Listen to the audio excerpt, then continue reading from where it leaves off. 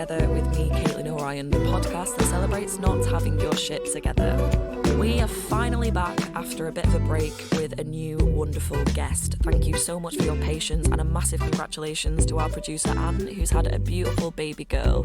Although we have reminded him that his first baby was in fact this podcast. So, on today's episode, we have the wonderful and hilarious Ella Bruccoleri. Ella is an actor and musician from North Yorkshire who can currently be seen as Ali Day in the new ITVX series Passenger. She's also known for her roles in the BBC's Call the Midwife, where she appeared as a series regular, Sister Francis, as well as Disney Plus's Extraordinary and the feature film Polite Society. Most recently, you can see her in Season 3 of Netflix's smash hit Bridgerton and the Lionsgate horror trilogy The Strangers.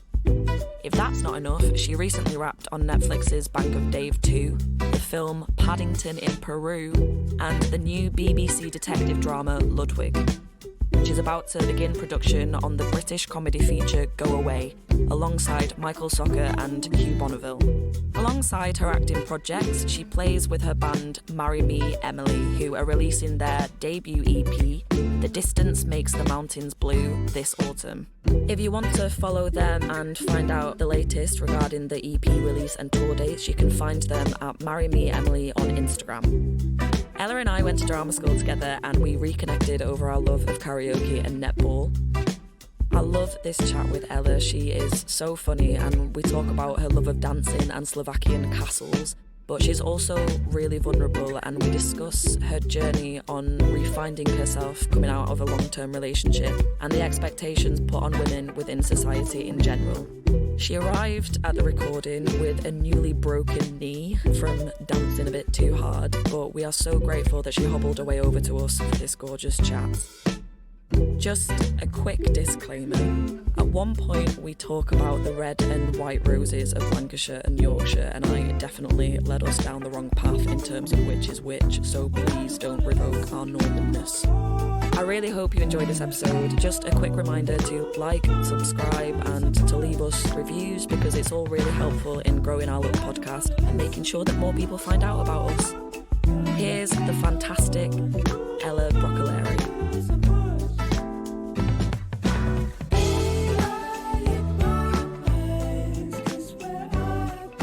So, hey Ella. Hello, Caitlin. Welcome to the podcast. Thank you for having me.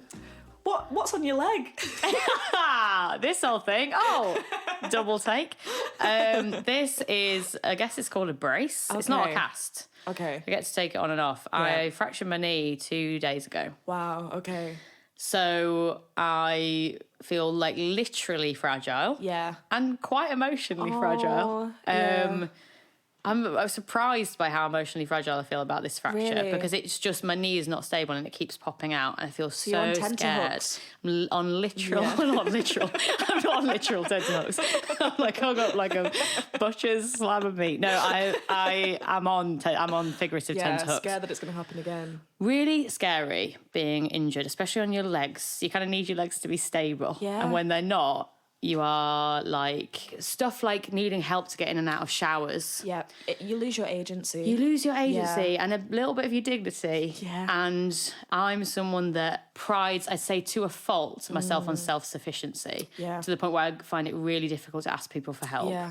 This is like a major flaw of mine. I'd say one of my biggest. And I hate being in a position where I'm dependent on other people. Mm-hmm. So I'm finding it, it's only been 2 days, but I'm finding it really horrible. But then I guess it could be worse. It is odd. I was saying to you before that I broke my fifth metatarsal. You did? Like end of 2 years ago. I tripped over a pebble. Classic classic you. pebble move. But honestly, that was the same thing though. It was back home in Manchester. Suddenly I just felt like a child again. I couldn't do anything. Yeah. Had to get my mum and dad to drive me around everywhere. I mean, I have to do that anyway because I have not passed my driving test. Me neither. I never had a lesson. Will never. No. I have. I can drive, just not legally. That's what I said. Okay. Yeah. But yeah, and then like I came back to London and everything's just so much more difficult, and it makes you realise how hard it is if you do have like a disability or something trying to get around 100%. This city. It's not made for it. No, 100%. It's not even just the privilege of like being able to afford cabs. Yeah. It's only been 2 days, but I've been having to get cabs everywhere, and it's so expensive. I've racked up like bloody hundreds of pounds in cab fares over the past like 2 days. Wow. So it's like, if you don't drive and you don't have anyone to chauffeur you and you can't pay for cabs, what the heck are you meant to do, man? I don't even know. God. You do realise that, a city like this is not made for even like having like a minor injury. But also for me, it just limited like what I would do to keep my mind active. So like going for a run or going to the gym, like not being able to do that for like 2 months really affected my mental health. Caitlin, and I literally felt my muscles like flag. Caitlin, I'm really trying not to think about it because honestly, because I'd say my main like mental health crutch that I depend on is being able to move my body. So lots of exercise, lots of dancing. Like even when I'm just at home, I have to dance around the kitchen at least once a day and play music really loud and just move my body. And not being able to do that, I do descend into madness quite quickly without being able to do that. And so it's only been 2 days, but they're saying that I need to rest for 6 weeks. And I don't know what I'm going to be like at the end of those 6 weeks. But I suppose 6 weeks isn't the longest time. It's an interesting test as well. I think you'll find different things to fill your mind. Yeah. Maybe I could try and do some upper body weights. Totally. Stuff. Some sit-ups with your legs straight. Aqua aerobics. Aqua aerobics. I'll join one of those little classes full of old ladies. I should probably say that this episode is coming from the bed in Ant's house. Quite we're both lovely. Sat on the bed. Ant's taking a picture of it now. Quite lovely, really. Because we're so just... you can stretch out. It's like a little gal sleepover. It it's is. cute. We've got pillows all around us. So who's your we top might have 5? a pillow fight in the middle of the episode. Midnight snacks. No, lovely doing it from the bed. I feel like it adds a new dimension of comfort. Overly relaxed. So you had the accident whilst you were recording the video for your music project. Yes, my band, who we've never released anything officially in this year. And now you never will. And now we absolutely never will, because I'll be chair-based the rest of my life. No, we're releasing our first EP on the 17th of August this year. Great. Filming 2 music videos. Yeah. We'd already filmed 1, thank God, and this was the second one. And we'd devised some very complex choreography. And I was dressed as Liberace. Don't ask me why. And I was about to do an entire dance that was sort of like influenced by the Weapon of Choice video. Christopher Walken in the Weapon of Choice video, but at like 10 times the speed. Wow. And he does some wild shit in that. But then literally like just made a move to just like go into the dance. Hadn't even started the dance yet. Was like just limbering up and just fractured my kneecap. Wow. So then they were like, you need to go to hospital now. So the paramedics go. So then, so what happened was, I mean, we don't need to talk about this for the whole thing, but I was in a lot of pain. Yeah. You know, like as you would be. As you would be. Yeah. But I could hear people saying stuff like, "Right, we have to cancel the shoot. She can't do it." And I just thought, are you allowed to swear on this? Yeah. I was like, I'll be fucked if I cancel the shoot. I'm going to fucking prove to them that I can do it. So I remember pushing through the pain to the extent of I was literally trying to just walk like a normal person, being like, I can move, look, I can dance. I was like trying to like tap dance. Oh my God. And I pushed through the pain so much that I passed out from the pain. Wow, okay. You know, yeah, bodies are going to stop at some point. So then I was out cold. And then the paramedics arrived and they were like, you have to go to hospital right now. Wow. And I was like, not going to happen, guys. I got a music video to shoot. So Please tell me that this is in the music video. Yeah, no, like, it is. No, the paramedics aren't. And they what was really funny was that when they turned up, for some reason they had handlebar moustaches and they looked like stripper grabs. Oh my God. I don't know. I've never seen anything like it. It was straight out of a porn film. It was at Walthamstow Trades Hall. Trades Hall? It's not out of place. Absolutely not out of place, yeah. And they were like, everything they said was a sexual innuendo. It was ridiculous. Wow. That was a fun moment in the whole debacle. And when I regained consciousness and they told me to go to hospital, I was like, not going to happen. They were like, okay, fine. What time do you finish the shoot? I was like, 6 p.m. They were like, compromise, you go straight away after you finish. So we changed it into a chair-based dance. Stunning. And I danced my socks off in that chair. A lot of upper body wildness. At one point, I was like, what can I do that's like crazy? I can't move my legs at all. So I was like doing weird things with the microphone, like wrapping it around my neck and like licking it at one point. I don't even know what I was doing. Okay. But it's all on camera. The moment where it snapped is on camera. Yeah, that'll be the adrenaline. The snap is on camera. If only You've Been Framed was still around. Yeah. Could have got my 200 quid. It wasn't even too much. It was like, how much did you get from you for like Not 50 enough. quid and a lollipop or It's a something? national embarrassment. Yeah. Oh. So that brings us to now, and yeah, I'm definitely feeling the most sorry for myself I have in a while, but also trying to just put it in perspective and be like, come on, it could be so much worse. Honestly, what do they say? Tragedy with enough time is comedy. Tragedy plus time. That's it. Equals comedy. Yeah, 100%, man. You'll be and laughing. I've got 2 days worth of perspective, so I'm laughing my socks off. I'm laughing. Yeah. It is funny. I remember even at the time being like, this is fucking funny, jokes. but it's also horrible. Oh. You think sometimes like I'm always like disinclined to have self-pity because I always like just don't like it as an emotion. Yeah.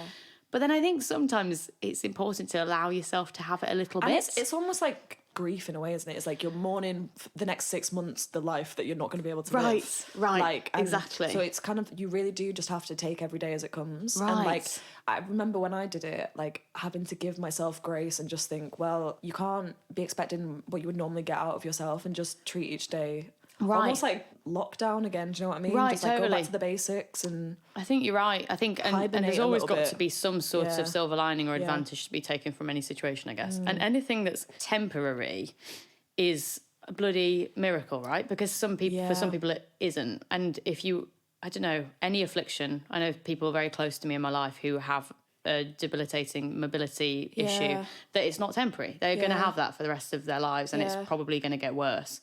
And to be able to deal with that with grace and a sense of humour, don't know how you do that. Totally. Do not know how you do that. yeah. It's like what you're saying, isn't it? It's like, it's life experience, and also it gives you a perspective that you never had before. And that's how I felt. I was like, wow, okay, I feel like I Maybe have slight more understanding of my privilege now. 100%. And Yeah. also maybe these things happen when it's like, well, I know this is telling me is literally to slow down, that I'm moving too fast and I'm trying to do too much and not sleeping. Yeah. When you don't sleep, when you try and carry on as normal, and when I carry on as normal, I push myself with quite vigorous activity all the time.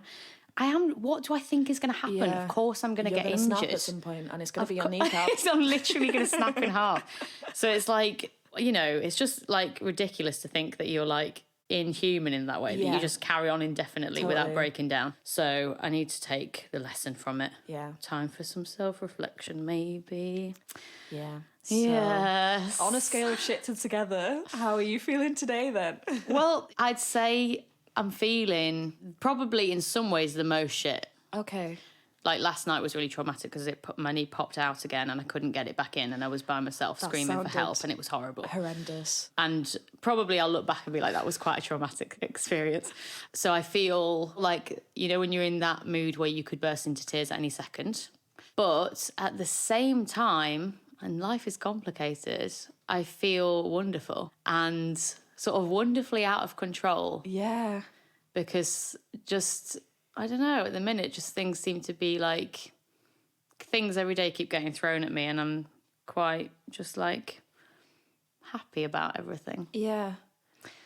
But it's, I don't know, extreme emotions. Extreme emotions. I like being in that state sometimes. Yeah, but also it's like leaning into it, isn't it? And I mean, what happened last night sounds horrendous. Horrible. So that's so horrible. okay to be feeling terrified of that happening again. Yeah. But I love that you're like in a place where things seem to be aligning. Yeah. And that's like a really exciting space to be in as well. Yeah, it really is. It's very scary, isn't it, when things actually start going to plan in your life and things start going the way you want them to go, because you sort of think, best not get too excited about this. Yeah. That's the way I'm always inclined to be like, this is going to go to shit. So don't let yourself be too happy. Yeah. Yeah. But actually, I just think I'm realising more and more how things are all like, it's never going to ever go in one direction. It's like things are going to be very good and then very bad and then very good again. Yeah, it's not an upward trajectory. No. Yeah. Or a downward one. So Yeah. it's like, I know that, but it's really hard to keep reminding yourself of that, isn't it? Totally. I just need to it's such a cliche, but every state is temporary. Totally. So if I can just keep remembering that, I'm sort of good. Do you know what I mean? Yeah, and if you can ride it out, Yeah. then yeah. Yeah. Which I think, we're resilient people. Yeah. Yeah. Which brings us nicely then to the next question, which is, what does having your shit together mean to you? So my initial instinct is to be like, actually, it means to close down emotionally. Interesting. But that's having a very negative viewpoint of being together, isn't it? Because I sort of thought, who wants to be together? Do you know what I mean? That actually, I look at people that are together and probably just resent them. And maybe that's just my bitterness and my chip on my shoulder being like, you fucking fall apart. I need everyone to fall apart so that I feel better about myself. But then I thought about it a bit more and I was like, actually, there are certain things that I do in my life that mean that I can keep myself stable. I was going to say have the semblance of having my shit together, but it's not even a semblance. It probably is like, and they're both really cliched things. I'm really like reticent. I don't want to sound like a total wanker, but yeah, it's really wanky, like probably like actory things to do. But I know that if I meditate every morning for 10 minutes and if I move my body once a day, that I will be fairly stable in my mood. And before I realised those things, I was very unstable with my moods. And realised those things and now feel like I've got a safety net. Yeah. Which might not always work. But it's like tools, isn't it? To show up for yourself. Yeah. I guess it's that classic thing of like, if you can't prioritise yourself to a certain degree, then you can't show up for other people. Yes, yeah. And I've had moments where, because I really prioritise, so say if I'll be like, right, I need to go to yoga once a day or whatever.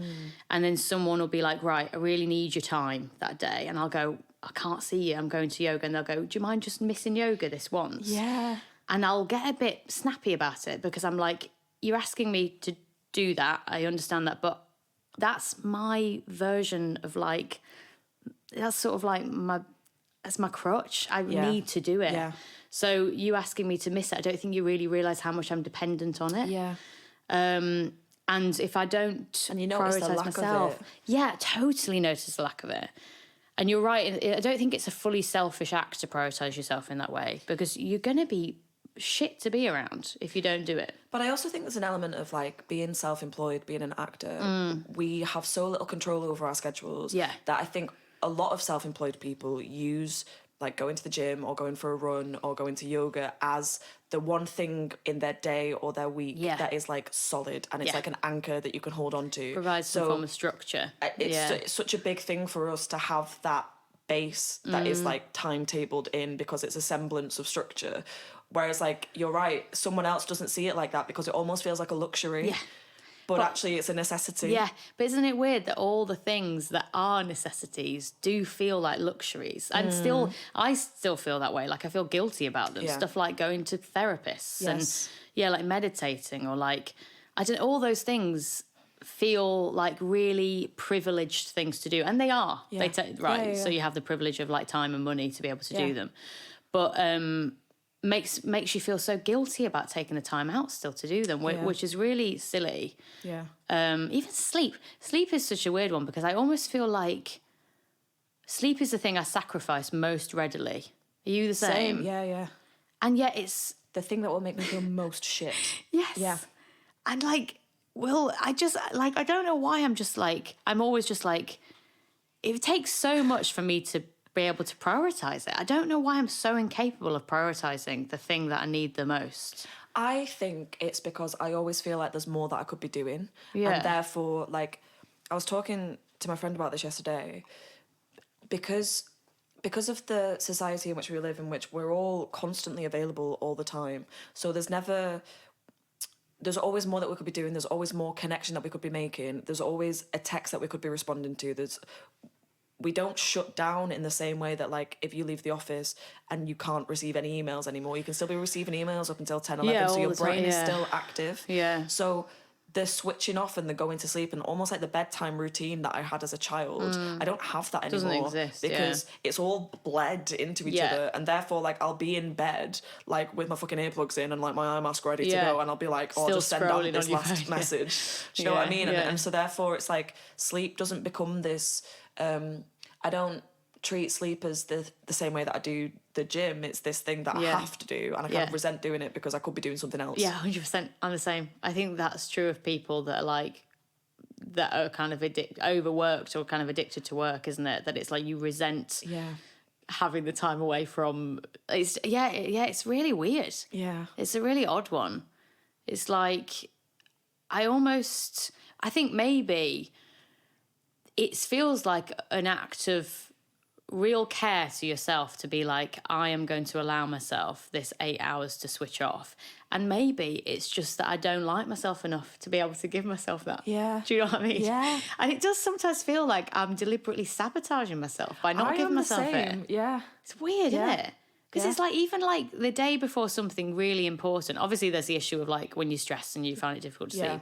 But sometimes it's like, I'm just like, I know that I need to sleep because otherwise I will fuck it tomorrow. But yeah, do you know what? I am just going to choose tonight to stay up till 3 a.m. But I think I am now so used to that. Yeah. Like last night, for example, I didn't get to sleep until 3. Yeah. But I'm like, it's fine. I know that I can last on 4 hours now. No, I know. So it's like, I'm fine. I'll be okay. I know. Like Margaret Thatcher told me that it's fucking possible, isn't she? But no, I'm exactly the same. It's almost like, and it's almost like prove to yourself that you're kind of a bit of a boss to be like, I'll just have 5 coffees tomorrow. It's fine. I know. Not good. Not good. Not good. I need to change it, I'd say, immediately. I just don't know how to. I actually just don't know how to. Unless I was just like, I am just going to prioritise this and not care about anything else for a bit. Yeah. Which feels like really hard. Timetable it in, maybe. Treat it like that. Yeah, maybe.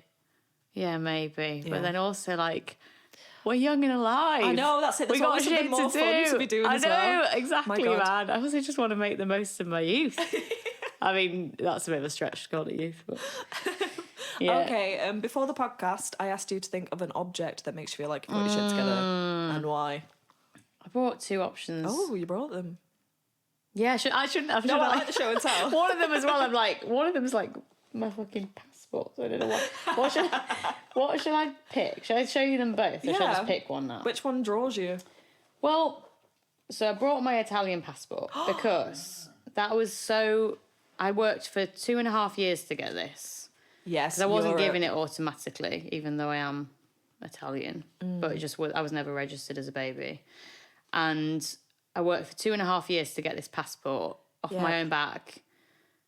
And it was quite difficult. There were like quite a few stages in it where I thought I wasn't going to be able to get it. And I had to get like documents officially changed and like it took like weeks of just trying to get the appointment because it's like fastest finger first trying to get this bloody appointment. Oh, wow.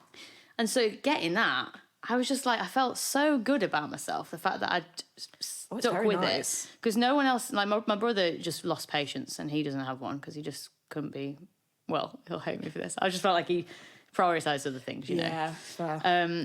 And now I've got a bloody Italian passport and I feel so chuffed about it. I'm still in the EU and I feel really connected to my roots. That's nice. I feel really proud of myself for like sticking with it. But also I brought... just this little thing of a tiger. Oh, because that is so cute. I think I made it as a kid. It's like a little felt tiger. Little felt tiger. Oh my god, that is so cute. I have this really weird thing about tigers where I just see them everywhere. But I think it is just like when you start spotting anything. Confirmation bias. Is that what it is? It's confirmation bias, isn't it? So I'm not in denial about that, you know. I know that it's just confirmation bias, so that's fine. But or it's the drugs that you're on. Or it's just the codeine, yeah. But yeah, because they are in this room right now. You know that, don't you? There's like 10 tigers in here. I feel like whenever I see tigers, it's always just like a little message to like, oh, it's really cheesy. Unleash my inner tiger, which I find quite difficult. Cute. And they always come at me when I really need affirmation. Yeah. And so that's helpful. Yeah, I love that. Guess. It's a very cute tiger as well. When did you make that?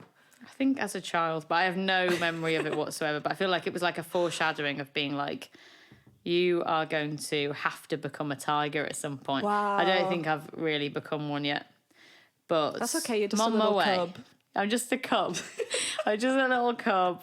Yeah, I think at some point I'm gonna have to become full tiger. Wow. Are you? Do you I'm do you not have like an tiger. animal? My thing is like bees. I see bees everywhere. Mm. But I think that's because of like being from Manchester. Like obviously got the Manchester, bee tattoo. Have you got the Manchester bee tattoo? That's so great. But seeing them everywhere now. I mean, I've got a bee necklace, and then you Oh, just I see them love everywhere. that. But I do think Okay, they're just like in fashion at the moment. Like, I don't know. I haven't been seeing bees, mate, at all. I feel like they had a moment like 2 years ago, and there was like bees on everything. Yeah, maybe. I feel like now might be tiger moment. Tiger Do you see season. tigers everywhere? No, but I've See, not been there you looking. go. Unless I'm like down the cornflakes aisle and there's like Tony Tiger. Do you know what I mean? Yeah, or in the zoo. Yeah, In the zoo, yeah. If I'm going out looking for a tiger, I'll see a tiger. Sure, But they're we not all popping will. up. They are Yeah. ubiquitous. No, the bee thing is lovely. I've got Manchester bee socks. Yeah. Worker bee, innit? Yeah, worker bee. I really like that about Yeah, Manchester. it's cute. No, yeah, I think What's the emblem of Yorkshire? rose. Oh. Well, the white rose is Lancashire as well, isn't Yeah, it? and then that's the right way around, isn't it? Shamefully, I always forget which way round it is. Wow, that is, you'll be I'll be You'll be kicked absolutely out. chastised for that. turn up with your white Ostracising the rose. community. Got my rose, guys. Get out. Get across the the real border. thing. We should be against each other. We technically should be Yeah. against each other. Yeah. And I do hate you. Deep Just down. like Yeah. to sabotage the podcast. Yeah, obviously, I'm like a Trojan horse. I am within myself. I don't know how that would work. But at the same time, it's weird because I feel such an affinity with Manchester and always have. Wow. More than She's a traitor. most to the cities in cause. Yorkshire. Yeah, it's really odd. It's really odd. It's because it's better. I'm not going to argue with that. Although, yeah, I do look, just on the record, I do like Yorkshire. Yorkshire tea is It's a good the one. best. I'd Like, agree. not just a good one, but you can't go beat it. better. Do you agree with Yeah, that? yeah. And don't you think every time, because it's quite rare to find it sometimes, and then someone makes you a cup of Yorkshire tea, You can tell. straight away. Straight, you can tell. And it's that, yes, isn't it? Yorkshire tea. Yeah, and then you just say that out loud like an advert.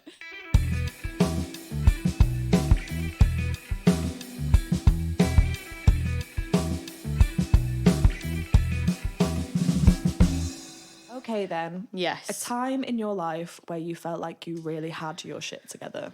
To be honest, and it feels, again, I'm racked with guilt for saying this because guilt is my driving force, but it was lockdown. Okay.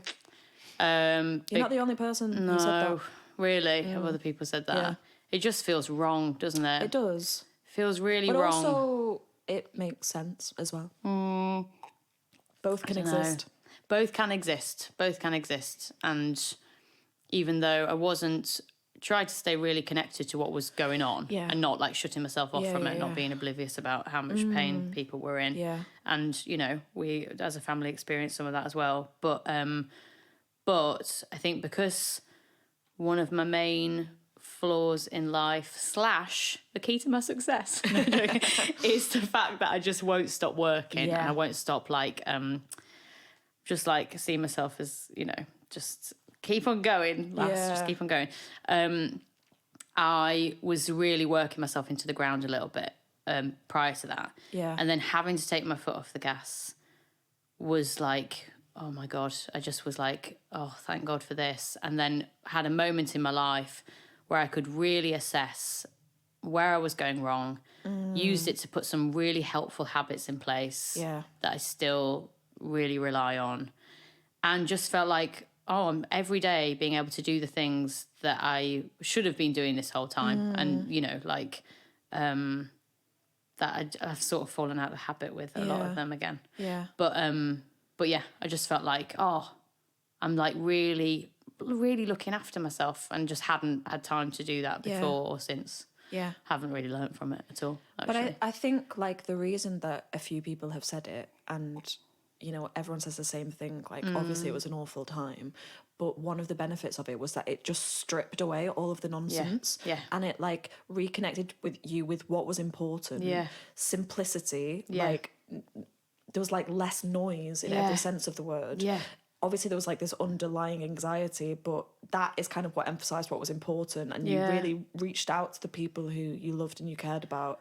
And even though we were like isolated, it almost felt like we'd all come together. Oh my gosh. And it was just like you were treating each day as like, how can I just get through this day? Yeah. And you weren't casting too far ahead, and you were able to sit with yourself. There was space to think about things. Yeah.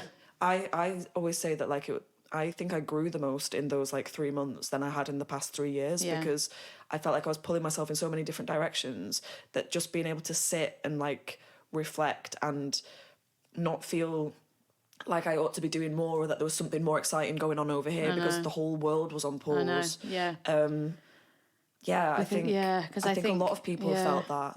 I think you're right. That I think that sort of like choice, like because we're obviously bombarded with so much choice all the time, especially like living in London, doing what we do.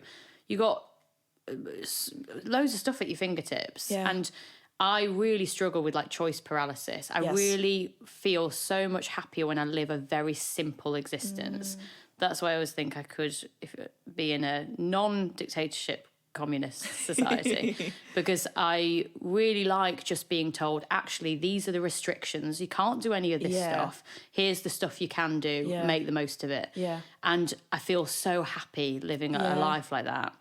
I really struggle with like, just the amount of bombardment we get, like every day, online, offline, just everywhere. It doesn't make me happy. I know that it doesn't make me happy. So I think that is, definitely... maybe that's not true for everyone. Maybe some people really like some people seem to like it, right? Some people seem to like these things like Deliveroo and Uber. I don't like any of it, if I'm truly honest. I think it makes me really miserable. Yeah. I really just want to be told to just where to go and what to do. Do you know what I mean? I really I liked the restriction. Yeah. Which is odd, because there was like, I guess within structure, you can be free. I remember that was like what George used to always say at drama school. Oh God, I know. That does feel something like something a dictator would say. Yeah. It's like there's an absolute classic dictator going. Within structure, you can be free is on a big within the iron ceiling. Fidel Castro you can be happy. Yeah.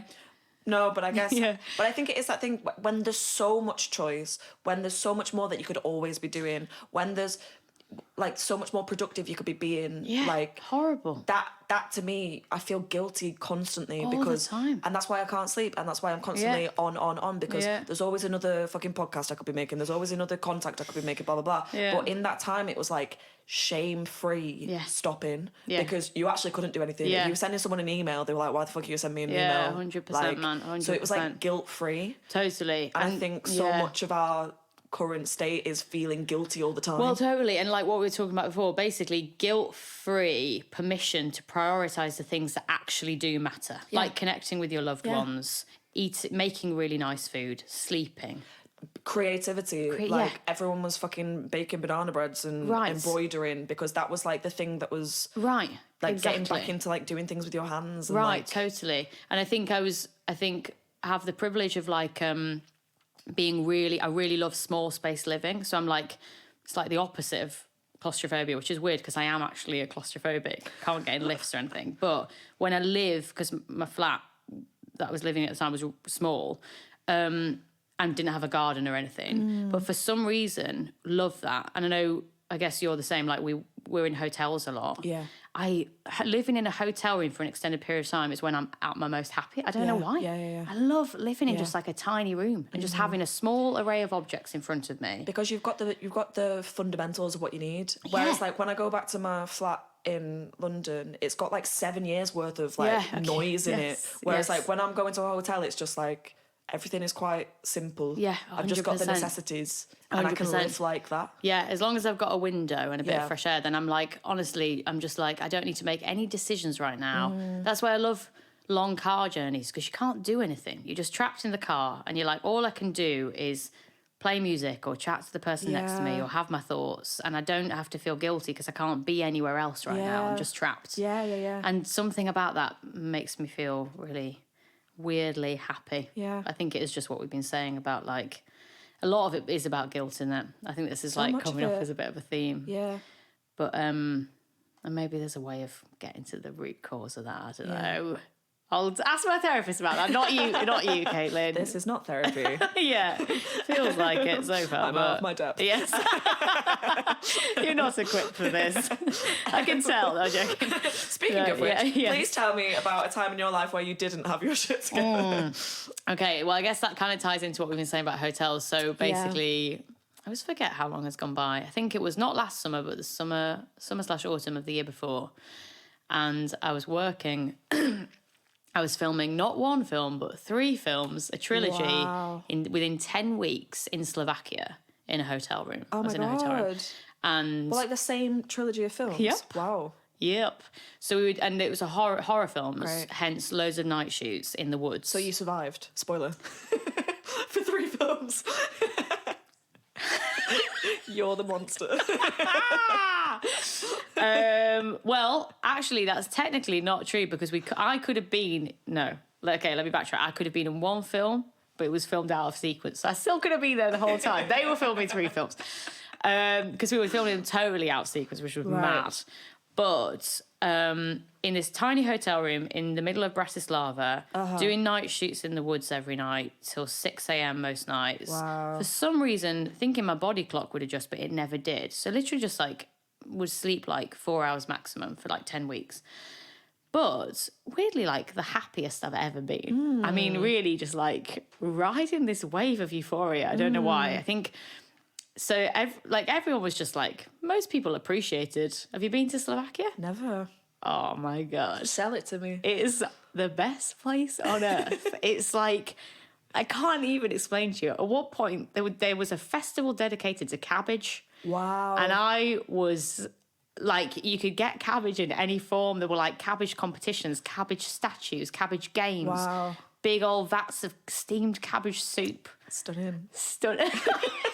Selling Slovakia to you. I love Slovakia so much.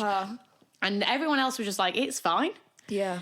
But me and this one other guy on the film were like, it's heaven. Yeah. We couldn't work out why we were having that reaction to it. And he has this theory, which is quite hippie, I guess, which is that a sort of geographical version of like some sort of astrology, or I don't know what it would be, but he was like, he believed that there were certain places in the world that just tapped into this spirit within you, which you'd never know until you like visited them.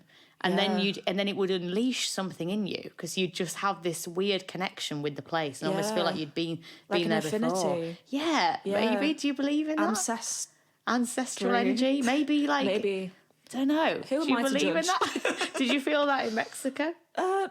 No. Okay. But I do feel nice like tacos, I do feel like that when I go over to Ireland and like because that's where my family's from, or that makes sense. Even when I go to like New York, but for me, what it is when I'm in America and specifically New York is I love the time difference. I love that I am so far away from my problems back home. That's interesting. That I'm like my problems are asleep right now. That's a wonderful and I'm so thing. far away, and there's so many people here. Like the world is so big, my problems are so small. Yeah, like these people don't know who I am. They don't give a shit. I find that really refreshing. And did you find, because maybe I found this a little bit, this is maybe what I found so wonderful about being in Slovakia, was that you can almost reinvent yourself as a new person with a new identity that feels more authentic in a way. And you're more likely to be open and like looking for possibilities because you're kind of when you're in the same place, you kind of shut down because you become comfortable. Yeah. But that's why like change is so great, is because like you put yourself into a new position, you kind of have to grow to meet it. Yes. And I love that feeling. Yeah, wonderful. Yeah. And I think it's really obviously I had people there that I connected with on the film and stuff, lovely friends, but there wasn't that many of us that were out there the whole time. Most people were like coming and going. There was only a few of us that were out there for the full 10 weeks. And so I felt like I was just kind of fully autonomous to just just do whatever. Obviously I was filming and I had a schedule, but other than that I could just do whatever I wanted and go wherever I wanted. And I wanted to like visit castles and like go to the market every Sunday and get drunk at 11 in the morning. So I'm just someone that visits castles and then gets pissed. And at the castle. No, I don't know. It was just, I just felt like something about it made me feel so alive. So I'm interested in how this is... Okay, so... Not to make this a terrible time for you. I'm loving your moment that you're in. Castle girl moment. Yeah, but like, yeah, if we yeah. could just... No, very much. Definitely then had a breakdown, for sure. Cool. And that's what we want to talk about. Okay, yeah, forget the castles. No, I then had quite a severe panic attack in a bathroom and was like... So... Too much cabbage. Yes, yeah. So I think I was like, prior to going out there, got the job very last minute. Yeah. As is often the way with these things, where you're like, oh, I'm moving to Slovakia next week for 10 weeks, better pack a bag. Actually, I do like about this way of life. But prior to going out there, had very much had a plan with my then partner of 13 years that we would buy a house together and start trying for a baby. Right. Oh, wow. And then, as far as I was aware, that was exactly what I wanted. Yeah. And then went out to Slovakia, started, questioning a lot of stuff about myself and what I really wanted from my life. Definitely big questions surrounding my sexuality. That was a big thing, which I'd always known that I was bisexual, but there were like lots of things that were popping up for me during that time of being like, oh, I'm never going to get an opportunity to explore that in the way that I'd always hoped that I would. And just the whole commitment thing really starting to freak me out in a big way, and the whole like nuclear family situation of being like, do I want to do that? Don't think I do. Yeah. But then him coming out to visit me, he's a wonderful person who is my best friend, but like but he came out to visit me and it was all ostensibly fine. And then I just went to the toilet, I think maybe the first night we were together, and had like a severe panic attack. Wow. Didn't tell him, managed to get it under control, which is rare, I guess, because sometimes they don't. But then came out and was just like, that changed everything. And then I couldn't carry on as I was pretending to carry on. I guess when you've been pushing down feelings or truths for such a long time, they're going to come out at some point. They're going to come out, man. Yeah. You think, because I remember for so long before that being like, I remember literally just thinking, push it down. Yeah. Just push it down. That's what people do. Yeah. If ever it crops up, just push it back down again and you'll be fine. And literally I remember like the word, thinking like, just put him first and be sort of almost like a martyr to his feelings, basically, and just sacrifice your own, which is they're not healthy ways to operate. So it's not a kindness, actually. It's not a kindness to operate in that way anyway. So yeah, very much then did not feel like I had my shit together the weeks that followed at all, because I was unraveling, but also still so happy. Yeah. Because I was visiting the castles. And they are great. So is this true? I'd rather have my problems by a castle. I think Slovakia has more castles per square mile?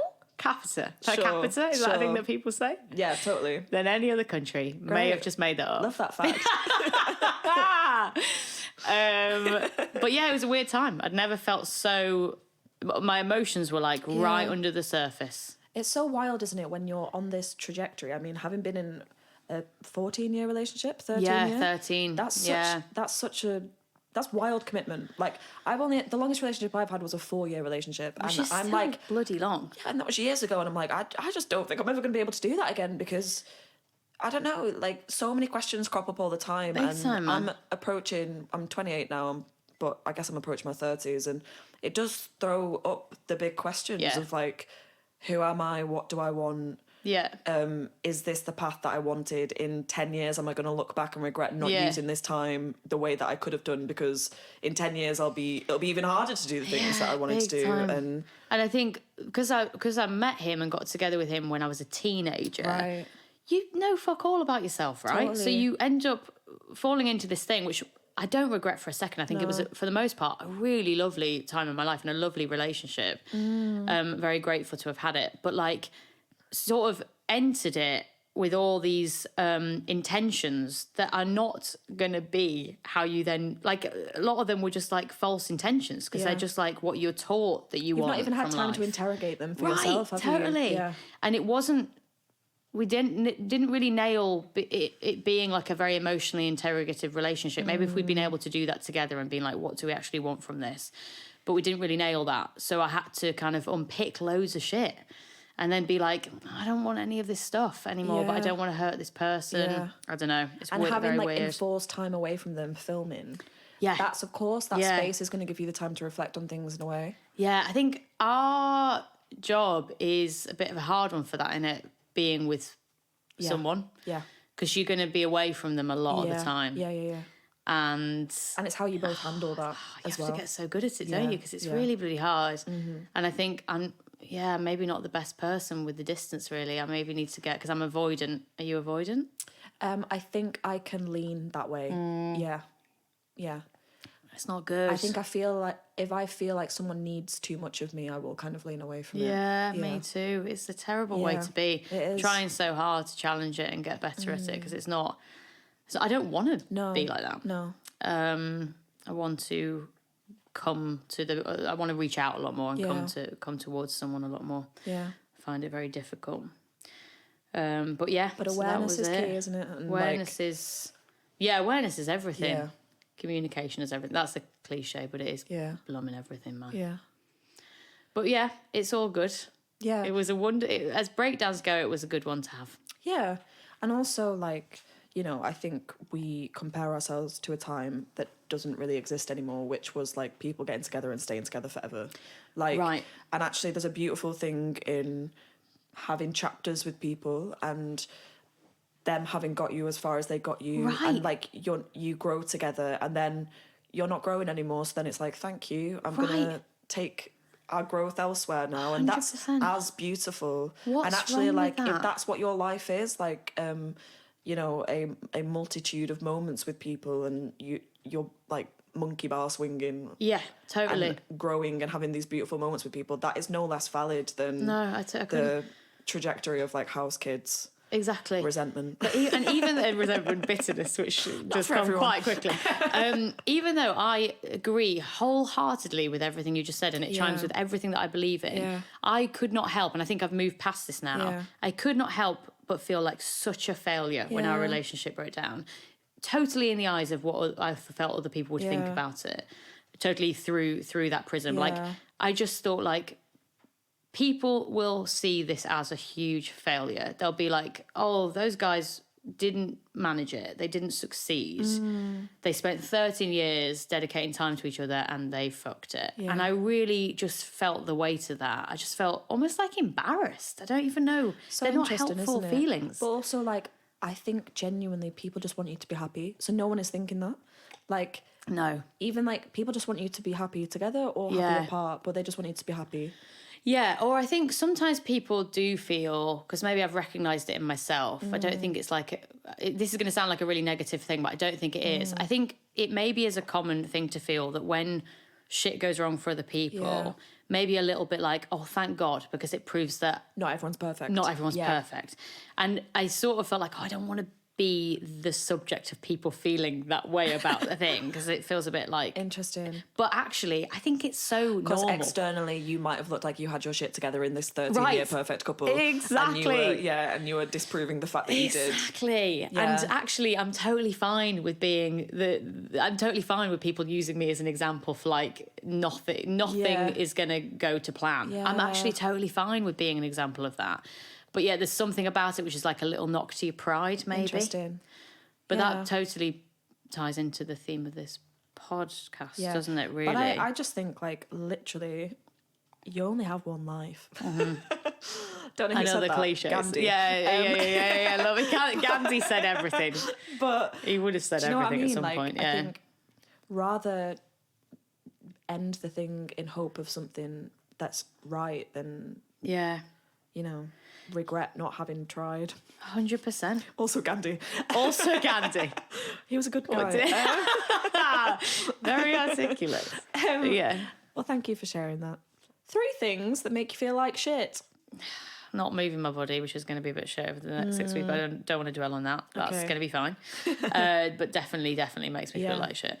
I would say my OCD. I've got quite bad OCD. Yeah. And it's makes me feel horrible. It's not nice at all. Yeah. But you know, sometimes it's fine. Sometimes it's good. Yeah. Sometimes, at the minute, it's quite good. Yeah. But when it's bad, that's quite horrible because you feel quite out of control and you're just like a bit shit to be around. It sounds a bit too selfless of me, but when people mistreat someone that I love, I get really... I sort of feel like I can take quite a lot of shit and I'm really happy to. I don't mind. But if someone mistreats someone that I really care about, I get this almost primal urge, I'm not happy to admit it, to swing from.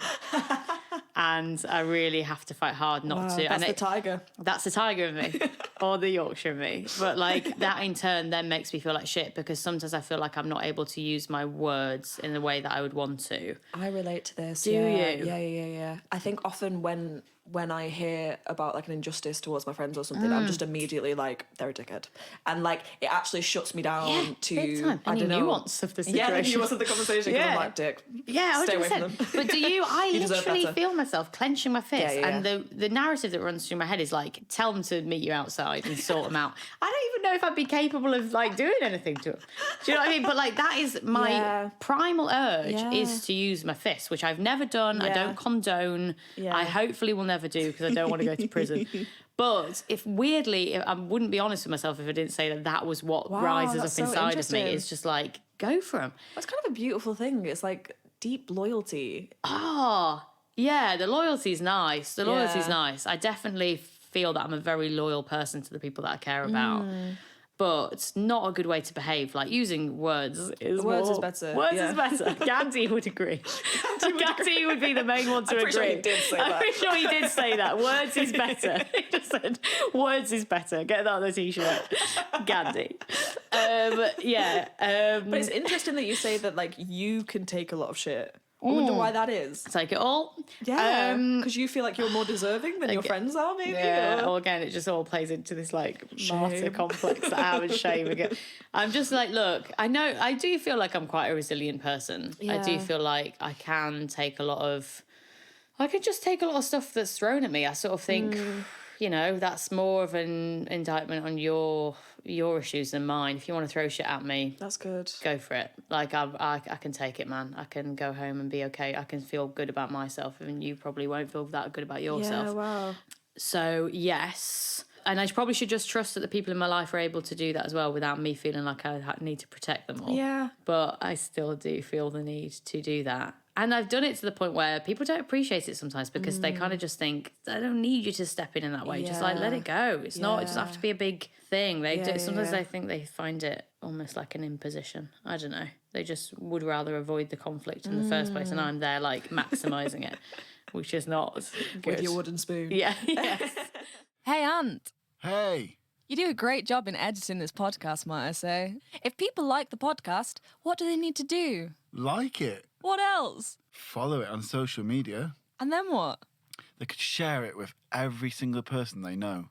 Thanks, Ant. You can go back to your corner now. Bye.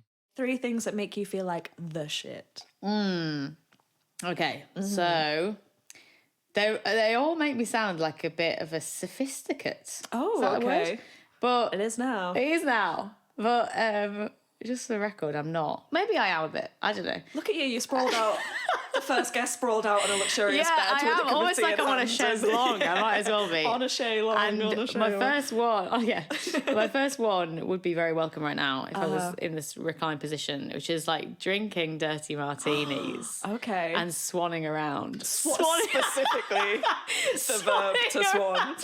The verb to swan does make me feel like the shit. I love it. I feel like basically pretending I'm Abigail's party. Obsessed. Basically just like wandering around like Alice and Stephen What are you drinking dirty wearing? martinis. What's the outfit of choice? Shoulder pads, always Of course, shoulder of pads. course. I've got them on today, as you can I've attest to. But bigger than this. The Okay. bigger the shoulder pad, Yeah. the better the evening. Gandhi said that as well. Drinking dirty martinis, and there's something about the glass, the shape of a martini glass, which I mean, it's perfect. It's a perfect shape, but it Is also that the one that's like the nipple? Or a coupe. I'd drink that. I'd have that for champagne. Okay. To be honest, they do at Trade Sorry, I'm not Hall, which we'll get sophisticated enough. into. I will just use... No, they do also make martinis in that in certain places. Okay. But I think the classic shape is the cone, upside down cone, Madonna cone. No, Oh, is that yeah, Madonna? yeah, No, yeah, so yeah. it's like, what would you... Triangle. It's a triangle. It's also a triangle, wasn't it? It's a triangle. The Madonna cone is so specific. The Madonna breast cone shape, you know. That If classic. you can imagine. No, but you said nipple for coupe there, so that was in that world. But there's something about it which it does. I will only describe my glasses That's always in regards to people's breasts. Yes, or The flat-chested one? Yes, yeah. What is that one? Just a slab. You just have to suck it up. No, but it allows for maximum spillage, I would say, especially if you're drunk, right? Yeah. Because you're just spilling it all over the shop, sloshing around, and it's not a dignified way to behave. But it is also very what is it called? Alison's party? No, Alison. No, Abigail's party. I think of Alison's name. Abigail's party. Yeah. And I really am really leaning into that vibe recently Absolutely. of just like cackle. You've got to have a good cackle. Oh, yeah. A dirty martini in your hands, and you've got to swan around. Even if you don't know anyone in the room, swan. I'm going to give you a top tip here. Yeah, go on. Do you know what song you should be playing underneath all Demonstrate of that? sauce. What? No. The soundtrack to Coronation Street. And I'll tell you for why. Why? Listen to the soundtrack of Coronation Street without thinking that it's for Coronation Street. And you feel like you're in a It's like some Parisian smooth hotel, jazz. smoking a cigarette, looking out over a balcony and the Eiffel Tower is there. Yeah. It's very Parisian. Yeah, this isn't just And yet they've M&S. somehow made it feel so domestic. And so northern and cobbled. But it's so Parisian. stifling. Honestly, Yes. top tip. How have they done that? I Wow. wonder if there's an extended version. There must be. There is. What if it gets really There's a full, I experimental? think it goes on for like 3 minutes. Is it Gets just more the and more same? French. Okay. I love that, man. No, I can really see that. I can really see Yeah. that. And that actually brings me on to my second one. Great. That was the first one, That right? was- yeah. The second one, again, makes me look like even more of a wanker, Love it. is speaking French, Ooh la la. specifically in Paris. Oh. Because I did live in Paris for Can 2 you years. speak French? Yeah. Parlez-vous Oui. Français? Oui, ma chère. Oui. nice? You just said we. So it's proof enough, right? It's not all you I need. understood it. Okay. No, I can speak fluent French. Wow. Look, I don't want to seem like too cool. I mean, dangerous. But I can speak it, and it just does take me a while to get back into it when I'm there. But 2 days in, that's the peak. It's like when you're 2 days in and you just, again, what I'm going to say to waltz instead of to swan this waltz, time. You're okay. waltzing around. I love how there's a movement next to the action every single time. Yeah. But you're waltzing around, man, and it's only taking you 2 days to start, like, you know, wearing all black and smoking Absolutely. robes and like with your beret on your head and your baguette in your backpack, and you are just feeling Cursing at like, foreigners. yeah, totally. You do just feel like you can't feel any cooler, right? No, honestly, it's so cool. It such is cool like it's city. objectively cool, Yeah, right? yeah, Yeah. yeah. Okay, so it's not just Yeah. me. Yeah. So that I feel really bloody cool. And that. if I'm drinking a dirty martini, no, it's a different character. It's different characters to the character, it's dirty different martini moment. character. It's not Abigail's party. It's very sedate, isn't it? The whole Parisian thing. Annoyingly so, I would say. I sort of like I do. It's a bit I'm of an eye annoyed. roll. It's a bit of an eye roll. I'm annoyed at the people that are that cliche, right? But then I Yeah. instantly do just I'm become it when jealous. I'm there. Yeah, But I I'm so want jealous to be them so much. Yes, I Yeah, want to yeah. be them so much. Yeah. And then my third one is probably, dancing. Uh-huh. I love dancing and music more than anything in the world. I am very lucky to be like totally uninhibited when I dance. Gorgeous. So when I dance, don't even acknowledge that. I just literally don't acknowledge that there is anyone there. Amazing. I don't care who's literally watching. dancing like no one's watching. Literally dancing like no one's watching. All the So time. yeah, and so like actually I had a very strange conversation yesterday because staying with my brother at the minute, and there is a lovely man called Richard who lives over the road who smokes about, I'd say, upwards of like 70 cigarettes a day. So he is always stood outside and has like a full Got Coronation Street playing in the background. yeah, exactly. He'll just be playing that in his head on, permanent rotation.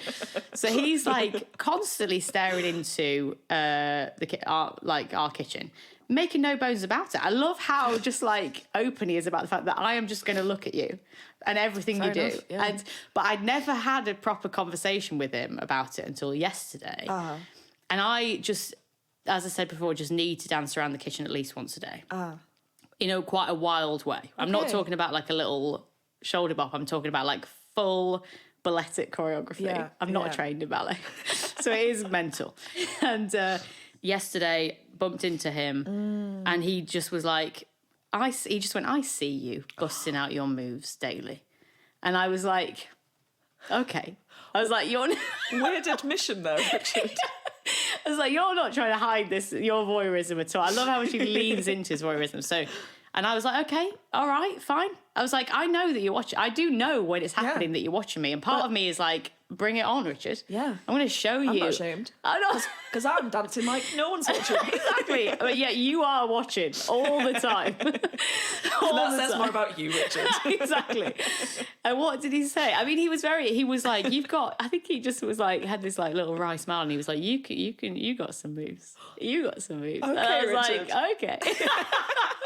And he told me that he used to break dance when he was younger. So he told me that he used to do break dancing dance-offs. Wow. Which is quite a lot more than I'd ever be Wow. capable of. So I was like, so that's quite a high praise coming from you. Maybe you should collab. Maybe. Well, if he did it like, we could have a dance off my like from God. over the street and he'd be like busting some shapes in front of his flat and I'd be like busting my... I might suggest it. You should. I think it'd be hilarious. I want to see that. Yeah. Maybe for quite a nice like short film or something. I quite like that as a premise. But yeah, that makes me Amazing. feel good. Makes me feel good. I love that. Okay, something that makes you lose your shit in a positive and a negative way. Right, perfect timing. We're going to get into it. So it's something that's close to your heart. Go on. Walthamstow Trades Hall. I love it so much. I know you do. Yeah. I It's know actually you where do. we rekindled. Yeah, because we bumped into each other there. Yeah. I didn't know that you lived so close. I I didn't know that you even went there. No, I didn't know that you were a member. I didn't know that you were part of a netball team. No, and we'll get into had that its as well. social there. Yeah. So we do our netball socials there. Amazing. So I should just say, yeah, me and my friend Matilda run a netball team. Actually, she'll love that I'm publicising this on the Absolutely, pod. yeah. Called Balls, Balls, Balls. We play every Wednesday night in Haggerston School. Caitlin, even though you've been busy recently, coming back is next a week. member of the team. It's actually in my calendar. No, I know that. It's just you are every a member. Wednesday has been busy since then. No, dude, look, this I is had not. the best time ever. Did you? Honestly. It's lovely, I isn't think it? I said to you, like, as soon as I put the netball in my hands, it was like I was in a short film and suddenly, like, the scene changed and I was, like, 8 years old again, bouncing a ball. And then I was, like, 14, bouncing a ball. It's, like, the that's smell so and, like, the lovely. feel. But it was wild. not traumatic memories for No, you, it then. was amazing. Because for some people, it is a bit triggering of, like, school PE lessons. They have to get past that and they'll just keep coming back. But I think we're the perfect team to move them past that because, as you know, we don't count scores. Yeah. We don't play in a league, so we just... It's like what a kickabout is to football. We're like a throwabout, basically. So we just get together, we throw it about, we run around, we don't count scores, and then we go to the pub. And like it's such a Gorgeous. lovely group of people. Yeah. And also it's like everyone's welcome. So Yeah. even if you're like really shit, and Yeah. some people are. Some people... I was there for one day. And there was some bad people. Some bad people, really comically But great bad people, great energy, friends. great friendship. And we do try and get better. We have a coach that comes every few weeks. Yeah, it was very professional. Teaches us some tips. Yeah. Nice to learn tips. We're trying to get better, but also with an energy of like, if we don't, it's not the end of the world. Yeah. Let's just keep this light. Keep Yeah. it light. Yeah. So the netball social, but also is at Walthamstow Trades Hall. But we should explain what Walthamstow Trades Hall. I Yes. feel like you have spoken about this on the pod before. Many times, but Yeah. you can No, take it away. you take away. No, you can take it away. So it's like, I mean, I guess originally it was like what they call a working man's club, don't they, in Walthamstow. Yep. Very unassuming from the outside. Yep. Still to this day, like people really don't know about this place, right? Unless you Yeah. know someone that's a member. And I'm worried that the more we talk about it, the more it's I getting am known. worried about that as well. But it has started to become achingly cool. I mean, like, it's still a club. It's still a Yeah. working. It's still. I mean, the working man's club just feels like a very uninclusive title. I don't know how to. What is it? It's like a trades club. Yeah, So it's you- like a labour club or Labour club, one of yeah. those vibes. Yeah. So you don't have to be a member to go, Yeah. but if you do have a membership, which I think is very reasonably priced, Yeah. you basically get drinks for like almost like £2. cheap as chips. And then you get free entry, Yeah. and it's so. Look, But they do amazing talks there. Like they do it's everything so, there. Yeah. So like loads so of great dance community-minded as a nights. space. It really is, isn't it? And I think the thing about it is that for some reason, I can't describe it, but like when I'm in that space, I've never felt so welcomed and so loved and so happy. And I can't really put my finger on why it is. It's such a supportive space, isn't it? Everyone's welcome. Like I always describe it as like the karaoke night is this beautiful mix of like working men who've just gone to sing and like the fabulous queer community of Walthamstow, and like everyone just gets on. It's so cohesive. And like people who are up there singing, and like the point of karaoke is that you shouldn't be a good singer. No. If you are, go do a gig. Fuck off, yeah. But there was this one guy the last time that I was there, and he got up and he was like, everyone's been such good singers tonight, and you know, I really don't want to let the side down. And we were like, you're amazing, you've got this. And then he started singing earnestly, staring into my eyes. Amazing. It was very intense, but I was like, okay, I feel like I'm his emotional support animal. Did you have to hold and him I need for to the like, entire I'm day? here with you. I'm lovely. going to dance and look you in the eyes, and we're with you. We're holding this space for you. 100%. And this might be and I think it was the first time that he'd ever done karaoke, but for him, what an achievement. Yeah. He was like a 50-year-old guy for the first time singing in front of a room, and everyone's just holding you. You feel that within that Such a space. beautiful space. Sometimes people literally almost like come round the stage, bow down, don't they? And like they are literally supporting you through it. Yeah. Which I don't think, there's other places that do good karaoke nights, but I don't think I've ever felt that. It's like church. It's like a bit spiritual. Yeah. Yeah, it's really weird. And what I love about the people that get up at trade stall is I would say the vast majority of people aren't really like technically proficient singers. Yeah. But the commitment is like, I have never seen anything like it. The commitment to the performance. It's the Glastonbury Pyramid stage. Isn't it? It's people their get moment. up and do wild shit, don't they? Yeah. But it's always like 100% committed, because I think people feel that they're able to do it in that space. They're like, this is a space that's not going to judge me. This is my moment to be a rock star. Yeah, this 100%. is the dream. Yeah. And there's something, I can't. I find it so difficult to articulate it. And the people that work there are so lovely as well. I mean, I love them with all of my heart. And they go there on their days off just to hang out. And that says such a lot about a place, but it's doesn't just it? like unadulterated joy, and it's like a school disco. And I think that's what it taps into. You almost feel like you want to be sliding across the floors on your knees. 100%. And like, and getting one of those like plastic blue drinks that you'd like turn upside down like a little carton. That's the vibes. Blue drink. It's so good. Yeah. And great. you do, and all different ages as well. Yeah. So it's like, I mean, really, like very old people to like, I've seen small kids get up at like 9:30 p.m. at night and sing like an Ibiza club classic. I saw a 90-year-old woman and her daughter sing. Yes, wonderful. And then someone brought her out a birthday cake. It was gorgeous. Wonderful. It was gorgeous. And you can take in your own food. So you can take in like boxes of pizza. And it's just like, the cherry on the cake is it's a cheap night. It is a cheap night. You know, which is in London. Yeah. Come on. Where else are you getting that? Impossible. But everything about it ticks all my boxes. It does. Yeah. And I don't think I will ever find anywhere else like it. No, love that. Yeah. Okay, something that makes you lose your shit in a negative way then. Basically, I think you might have this problem as well, because I think we have quite like baby faces. Mm-hmm. And I'd say this happens to me quite frequently, but the main group of people, the main demographic that tends to do this to me the most is the sort of middle-aged men. And I get infantilised a lot and treated like I'm literally a 12-year-old child. Really? When I'm not. I won't give away my age, but I'm a woman. Yeah. And I mean, it's just classic mansplaining, a lot of it, but I think they will just treat me like I'm literally a I baby. get that a lot. Yeah. Do you get that as well? Yeah. It's quite frustrating. annoying, Yeah. isn't it? Yeah. Because, I've got stuff to offer. A little bit of wisdom, not much, but a little bit. And I just bloody hate mansplaining. I mean, even just like that classic thing of like, when you know the way to somewhere and you're with someone and you're like I know these parts, I know that it's just down there. Yeah. And they'll still get Google Maps up on their phone and still tell you what the direct route is. Yeah. And you're just like, I've just told you that. I live around the corner. Like, I just find stuff like that really weird. And imparting life advice is good, but it's like you're not listening to the fact that I'm telling you that I already know this. Yeah. So it's not really helpful for you to say it. Again, it's not efficient use of our time. No. So that makes me annoyed. Yeah. But, I often find it as well where men of like that demographic will just start like just talking at me for a really long time. Yes. And I feel like I have to be like, I often get it with like drivers in various situations. Well, it's literally the person that comes to mind is the driver, and it's like And I often just think, like, I don't think you do this to a man. You're just expecting me to, like, listen and nod along and, like, make space for you all the time without asking me any questions. It's not a conversation. Yeah, it literally is. And it's just... It's fine. Like, maybe I'm always, like, a bit... I just never know I was talking about this with another friend who's an actor the other day about... Because you get lovely drivers, right? And it's such a privilege to be driven around. But because their job is, like...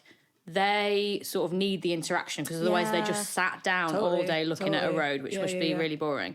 But then for you to just like talk at me for what is sometimes like a 2-hour journey, I find that quite a difficult experience sometimes. Yeah. Unless you're like, I mean, look, it might be like wonderful what you're saying, but sometimes I just can't. I can't. But also it taps into that like politeness, doesn't it? Because I've had it with like taxi drivers as well, like that politeness of...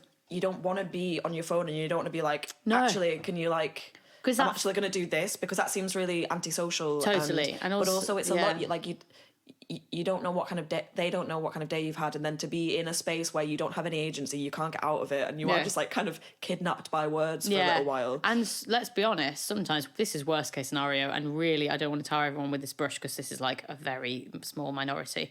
But sometimes this conversation can be a bit inappropriate. Totally. And I've had that quite recently where he knew that it was because at one point he said, "You're not going to get me fired, are you?" So he knows, but it's really asking me. They still feel like they have the entitlement to do it, right? And it's like, I can't get out your car. Yeah. So why are you asking me these invasive, like, sexual questions? Like, it's really, really awful. Yeah. And I never. Well, look, we should report these things, but I don't want to ever get anyone fired from a job. It's that thing of often women have to like pay for taxis to get home safely. Yeah. But then once you're in the taxi, there's a point of being like, am I safe in this car even? Am I even safe here? You're basically reliant on someone else to choose to keep you safe. Yes. Yeah. When they could easily choose not to. And that's happened, right? Yeah. So you kind of have to push that feeling down, don't you? Because otherwise you're like, well, I need to find some places of refuge where I do feel safe. Which is why I lean into like people-pleasing politeness. Right. So I'm like, because I don't want to create an uncomfortable situation within that space because the power dynamic is of such that I can't get out of it. Totally. And I think I've really felt that when, like, say if my phone has died just as I'm getting into the taxi, I will, regardless of who the driver is, they could have a lovely disposition or a not very lovely disposition, it doesn't really matter. I will spend that whole ride in total fear because I'm like, my phone is dead. If anything happens, I'm totally screwed. It's hot. And then it makes you realise how close we are to that feeling, like all Constantly. the time, you know. As I get older, I get like, I feel a little bit more, you feel safer, don't you, as you get older, weirdly. I don't know. I feel safer, but I feel angrier. Yeah, same. And more resentful. Same. And the more that I realise how much it's impacting my life in a way that it doesn't impact other people, big time. I get angrier and I spot it everywhere. So, me too. Like I say, like very similar to what you're saying, I had a situation where I was in a car and there was a man just talking at me for an hour. Yeah. And I just thought, this just wouldn't happen. No. Like, you're not taking any sense into how I'm feeling right now. Not like, it's all. just the expectation that I would sit here and I should listen to you. Yeah. I know.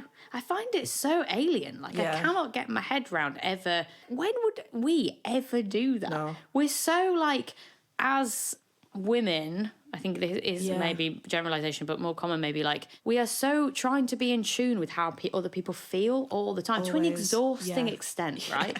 Like, I'm so exhausted by trying to tap into how everyone else feels. I'm, like, trained by it. But I still try and do it because I'm like, I want people around me to feel good, you know. They just don't seem to give a shit. I read this, my friend sent me this article the other day, segueing into the dating world, because a classic thing is that there's been a rise of men not asking women any question on dates.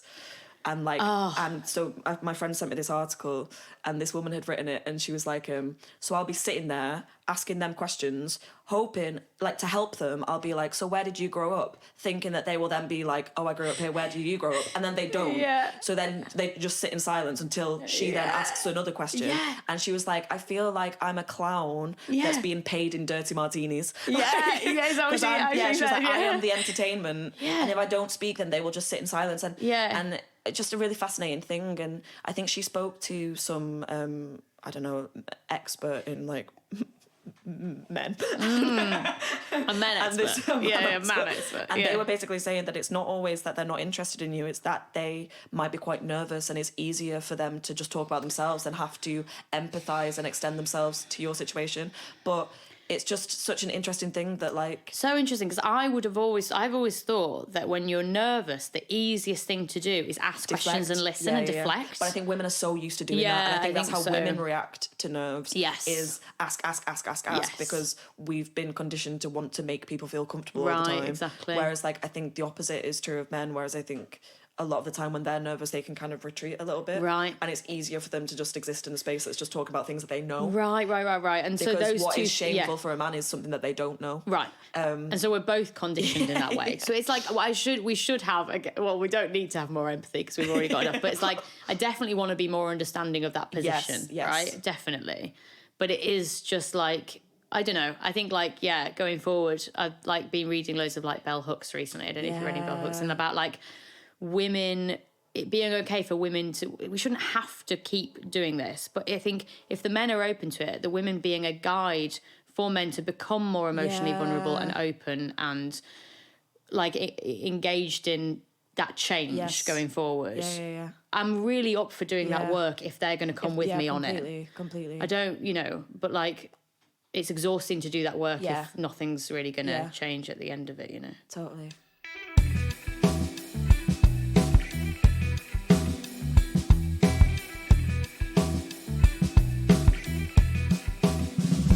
Moment that you found some shit out about yourself. I feel like I know, because I think I was going to use the panic attack in Slovakia as that one, which I've already kind of spoken about.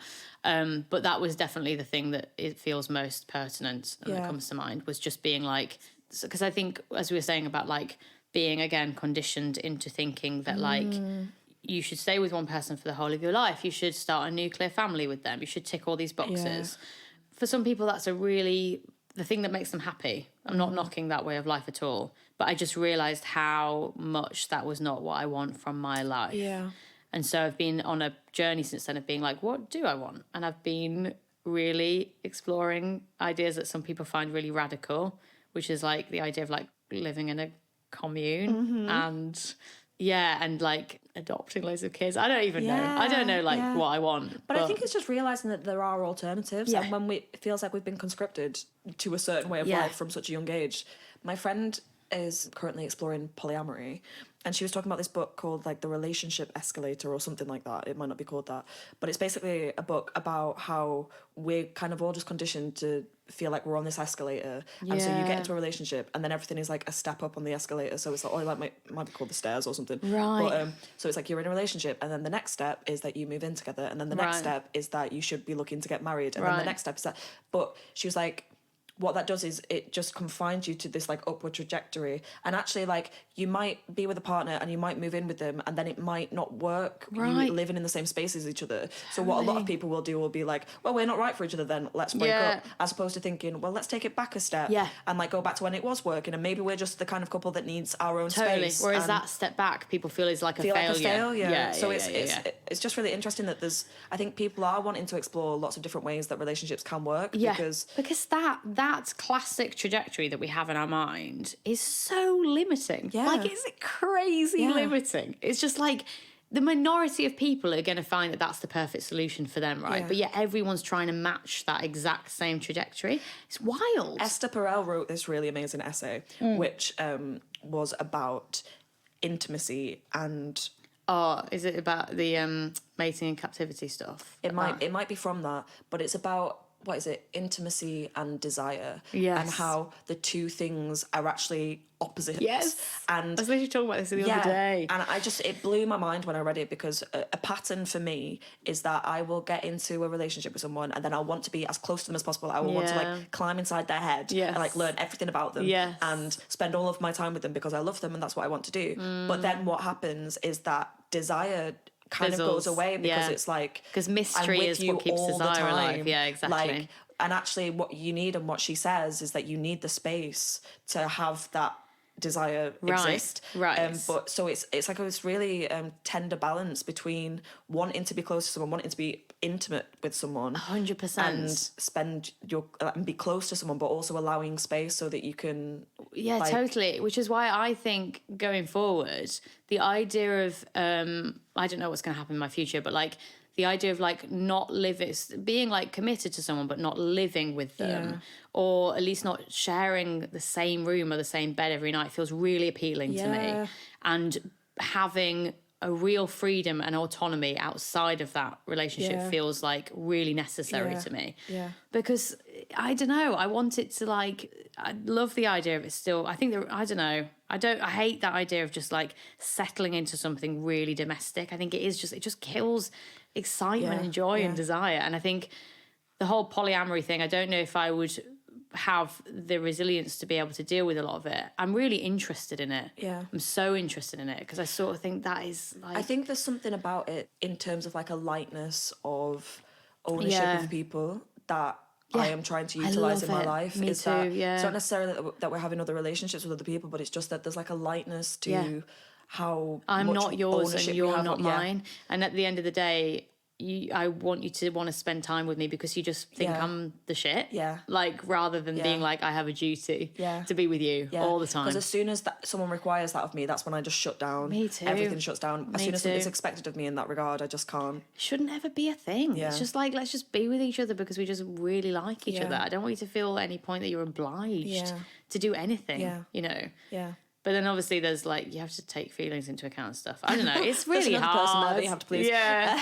But I always struggle with that. I could honestly talk about this shit for so long. Me too. Okay, shittest piece of advice you received. Again, ties in, but I think it was the thing that was always fed to me by my Catholic upbringing. Oh yeah. And my yeah. Irish Catholic baby. Yeah, Italian Catholic baby. By and also, we really are the opposites, aren't we? The white rose, red rose. Yeah. But Italians and Irish get on it. Both begins with I. There's never, I feel like there's never been any beef. Maybe there hasn't. If we were in New York, that would be like a whole. Oh, if we were in New York, we'd be We'd absolutely fighting each other with sticks, wouldn't we? By my parents that have always that was like the first relationship they had, and they've always been together and always been faithful to each other. So I had like these two very sort of like influential areas of my life telling me in very like I mean, it wasn't really like hidden at all. Like, it was like a very obvious way of being like, you should meet one person and only be with that person for your whole life, and only sleep with that person. Make sure you lose your virginity to the person that you will be with for the rest of your life. Yeah. And, get married and all of that shit, which I've never been into that side of it. But like, I think it's, now I'm sort of understanding how toxic it is as a narrative, and just not helpful at all, because like, it's not taking into account people's happiness or all the different ways of living your life that can make you really happy. Totally. I relate. Shit you wish you'd known sooner. I wish that I'd known how much. I wish I'd just known how much like just laughing. It sounds really stupid, but just how much just like laughing is really important to me, and how that's really okay to like just prioritize it as a thing. Yeah. Like, I just need to be around people that make me laugh. Yeah. I need to be like making other people laugh. I need to just be like laughing all the time, and that's okay. Yeah. It's free. It's free. Yeah. And I wish I'd known just like how important just like comedy is to me generally. Yeah. Do you know what I mean? Yeah. It's so important. It's my main thing. But also it's interesting for me that I might not know that I'm in a bad place necessarily, but if I can think, God, I haven't laughed for a while. Yeah, no. I'm not doing very well. No, totally. Yeah, spiritually. No, same. Yeah. And having people, it's so nice when you realise that, in my life, I've got loads of people around me that really make me laugh. Yeah. I mean, lose my shit with laughter. Yeah. And I'm just like, that is such a nice feeling. Because then you can you can tap into them, Yeah. And it's always like, I like to think that all my really precious relationships have two sides to them, where we can really make each other laugh, but we don't shy away from like the really big, deep conversations either. But I think maybe I rely on humour too much as a coping mechanism, maybe. But I think it's fine. I think it's great. I think if you have that tool in your arsenal, like, I think you can deal with darkness with humour. So much. Yeah, and because it breaks the tension, and I think people are also grateful of that. So, and I'm grateful for it. When something happens to me that I'm taking really seriously, I'm going, this is so bad, and I'm feeling so sorry for myself. I love it when someone cuts through it and just takes the piss out of me. Yeah. Because I'm just like, that's exactly what I needed to just... I love friends that are just like, just remember that you're a piece of shit at the end of the day. Do you know what I mean? Like, no, you should not be putting yourself on a pedestal right now. Yeah. Bring you back down to earth. Yeah. I love that. Yeah. Okay, we're now at the point of a shit shot. Yeah. So that's a photo that to the outside eye looked like you had your shit together when actually you really didn't. Really didn't. Mm-hmm. So this is like, I've gone onto Instagram for this because that's where supposedly our lives, are really displayed for the world to see, but we know that they're not. No. We know that they're not. No, it's not real. And I think, I'll probably just, this is like a bit industry heavy, but like, I'll show it to the microphone. Show it to the microphone. Can you see that, guys? Yeah. This is just a photo shoot that I did a few weeks ago. And off the top of my head, it might be... I saw this recently. I think it might be the only one I've ever done. I'm trying to think if I've ever done another one where it was like properly editorial. Yeah. I've done loads for like shows for press. Fire. No. Double denim. I'm wearing double denim. I basically like... I think that's the first editorial, like fashion-based photo shoot that I've ever done. Wouldn't be in a rush to repeat the experience. Interesting. Because what's funny about it is that all the photos, it's like a selection that you see, came back and I was like, oh, these are like decent. But at the time, I felt like everything was falling apart. Interesting. I felt in the room that everyone was being like, who got this person in? Because they are not photogenic. Oh my God. And I was like seeing the results as we went along because they were being like, okay, so maybe just do something different to this. Like not that. Yes. I had no, look, I'm like, they were lovely. Supportive people in the room, really lovely. Yeah. But I couldn't get the thought out of my head that I was letting everyone down in that space. It's just imposter syndrome as well, isn't it? And you're an actor first and foremost. Like modelling, it's a different skill, right? But yet they don't realise that. So everyone in the room was There's an expectation that you should be comfortable in front of a camera. 100%. Because they were like, because they were going, "Are you enjoying it, Ella?" You know how like the PR people are like, "You enjoying it?" And I can't really lie, so I would just go, "No." Not enjoying it, not at all. No, stressed. Yeah, really stressed, hating every second. But thanks, guys, for the free clothes. But then they would be like, "But you're an actor. Why are you not enjoying this? This should be, This is so vulnerable, and I'm being myself."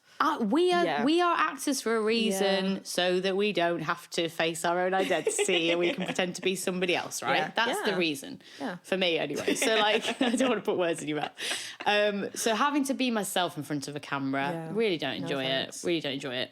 I also, whenever I've had to do something like that, I remember doing a photo shoot, and I was like working with the photographer, and we were choosing some like similar photos that had been taken on film. Lovely. As like inspiration. Oh yeah, and then I remember receiving the photos back and being really upset, and I was like, why am I upset with how I look? And it's like, because I'm comparing myself to the model, right? And I don't look like the model. We are not models. I was hoping that I would look as good as the model looked in this position, and I don't look that good. Like, but also like, I don't want to assume like put words in your mouth, but like I am happy with my face. Like I wouldn't change anything about my face. Yeah. Like I like it. Yeah. But also like I know that I don't have a symmetrical model face, right? Like my face from different angles can look a bit weird sometimes. And I like that about it. But also like if you're expecting me to look really cool, calm and collected, bossing all these like crazy, I'm just never gonna be that person. Why am I trying to be someone that I'm not? I am just gonna look a bit goofy. Yeah, and I think in this industry there is an element of being required to be able to fit that mold. Because many actors can straddle the model actor thing. A lot of them are very beautiful people. A lot of them are very beautiful. You know, when you're just like having to face your utmost insecurities in a hot room with lights pointed at you in front of a group, group of like PR people. And also, like, you have to look relaxed, but you feel stressed. Yes, yes. How do I do this? And then you're like, what do I do with my hands? Oh, okay, I'll just put them on my head. And I don't know. I just like, yeah. So really hated it. Like to the point where when I came away, I was just like, what is wrong with me? Why can't I just be a normal person? Yeah. But you know what? The shots are fine. So I think that just goes to show maybe you just have to get out of your head, don't you? And just do what they're telling you to do. Yeah. Trust them. Trust them. They're the experts. Yeah. And also there's like they do your hair and makeup. That helps. Yeah, that does help. So Yes. Ella. Yes. Have you got your shit together? Almost definitely not. But I never will. And as long as I just, I don't know, keep on laughing, keep on dancing, I'll be fine. Yeah. I'll be fine. Yeah. Also, you know, obviously I've fractured my knee. It'll get better. Maybe this is like a perfect analogy for the fact that like everything will pass. It will. This too. This too shall pass. Gandalf. Gandalf. Is it Gandalf or Gandhi? That would be a great quiz that you should incorporate into the podcast. Gandalf or Gandhi? Gandalf. You shall not pass. Yes. It 100% is that. Because I'm actually about to wee myself. Because I haven't done a wee in a while and I need to pee now. But could you incorporate that into the pod? Gandalf or Gandhi? Yeah. One question per episode, Okay. and people have to guess who said it. I'll let you write the first one. It'd be all like wizard speak versus like very lovely kind of idioms for the way you should live your life. Thank you so much. Thank you for having me, man. For coming and getting a little taxi with your broken knee. Yeah, what a pleasure. I'm really great. I'm really comfort. happy to be here on Ant's bed. Lovely bed. Yeah. Nice, isn't it? Nice, man. Is is this nice. what kind of thread count is this?